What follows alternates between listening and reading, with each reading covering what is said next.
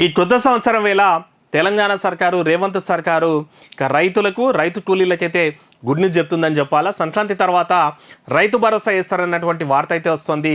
ఇక అందులో భాగంగానే ఇక కాంగ్రెస్ గవర్నమెంట్ చెప్పిండే రైతు కూలీలకు కూడా ఏడాదికి 12,000 రూపాయలు వేస్తామని చెప్పేసి.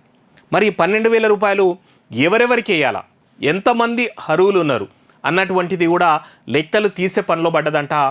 మరి నిజమైనటువంటి రైతు కూలీలకే ఇవ్వాలన్నటువంటిది. ఎందుకంటే రేవంత్ సర్కారు ఏ స్కీమ్ అయినా సరే నిజమైన అరువులకు మాత్రమే అందించాలన్నటువంటి ప్రయత్నం అయితే చేస్తోంది. అందులో భాగంగా మనం కూడా చూసిండే రైతు భరోసా అనేటువంటి వాటికి కూడా క్యాప్ పెడుతున్నారు. తర్వాత పంట పండించే వాళ్ళకి ఇస్తామన్నటువంటి గైడ్ లైన్స్ కూడా వినిపిస్తున్నాయి. ఇంకా దాని మీద క్లారిటీ రావాల్సినటువంటి అవసరం ఉంది. ఈ క్రమంలోనే రైతు భరోసా ఇస్తున్నప్పుడే రైతు కూలీలకు కూడా 12,000 ఇచ్చే దిశగా అయితే ప్రయత్నాలు అయితే ముమ్మరం చేసింది. సంక్రాంతి నుంచే కూడా రైతు కూలీలకు కూడా ఇచ్చేటువంటి ప్రణాళికలు అయితే చూస్తుందంట. దానికోసం ఈ పంచాయతీరాజ్ గ్రామీణాభివృద్ధి డిపార్ట్మెంట్ అయితే లెక్కలు తీస్తుందంట. అయితే వీటికి ప్రామాణికంగా ఈ ఉపాధి హామీ సంబంధించినటువంటి ఈ జాబ్ కార్డులు ఎన్ని ఉన్నాయి, తర్వాత ఎంతమంది 100 రోజుల పని చేసిండ్రు, ఎంతమంది రెగ్యులర్ వస్తున్నారు, దాంట్లో నిజమైనటువంటి అర్హులు ఎవరైనటువంటి లెక్కలు తీస్తున్నారంట. ఆల్మోస్ట్ తెలంగాణ రాష్ట్రంలో మనకి 55 లక్షల ఉపాధి హామీ జాబ్ కార్డులు అయితే ఉన్నాయంట. అందులో 100 రోజులు పనిచేసిన వాళ్ళు కేవలం 26,000 మంది మాత్రమే ఉన్నారంట. ఈ 26,000 మంది ఉన్నారంట. 60 నుంచి 70 రోజులు పనిచేసిన వాళ్ళు దాదాపు 2.5 లక్షల మంది కూడా ఉన్నారంట. మరి ఈ 2.5 లక్షల మందికి ఇస్తారా, లేదనుకుంటే ఈ 26,000 మందికే ఇస్తారా? ఇంకొద్ది మంది కొద్ది రోజులు పనిచేసిన వాళ్ళు దాదాపు 17 లక్షల మంది కూడా ఉన్నారంట.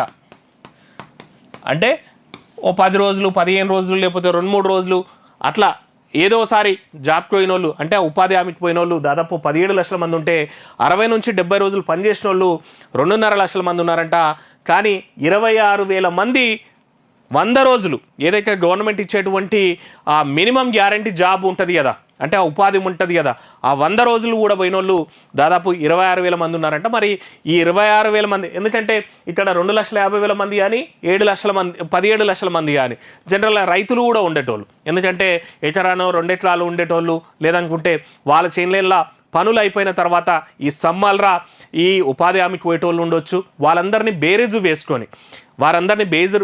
వేసుకొని ఇక మరి దాంట్లో నిజమైనటువంటి అర్హులు ఎంతమంది ఉన్నారు, ఎంతమందికి ఆ రైతు కూలికి ఇచ్చేటువంటి భరోసా ఇవ్వాలనేటువంటి లెక్కలైతే తీస్తుందంట.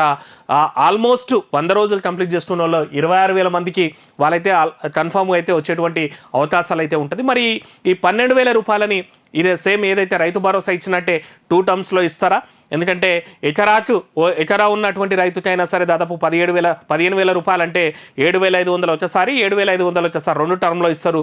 మరి అదేవిధంగా రైతు కూలీ భరోసాను కూడా మరి 12,000ను 6,000 ఒకసారి 6,000 ఒకసారి ఇస్తారా, లేదంటే ఈ సంక్రాంతి తర్వాత మొత్తం 12,000ను ఇక రైతు కూలీల అకౌంట్లలో డిపాజిట్ చేస్తారనేటువంటి క్లారిటీ రావాల్సినటువంటి అవసరం అవుతుంది. మొత్తం మీద ఏదైనా సరే ఈ రైతు కూలీలకైతే ఇదైతే గుడ్ న్యూస్ అని చెప్పాలి.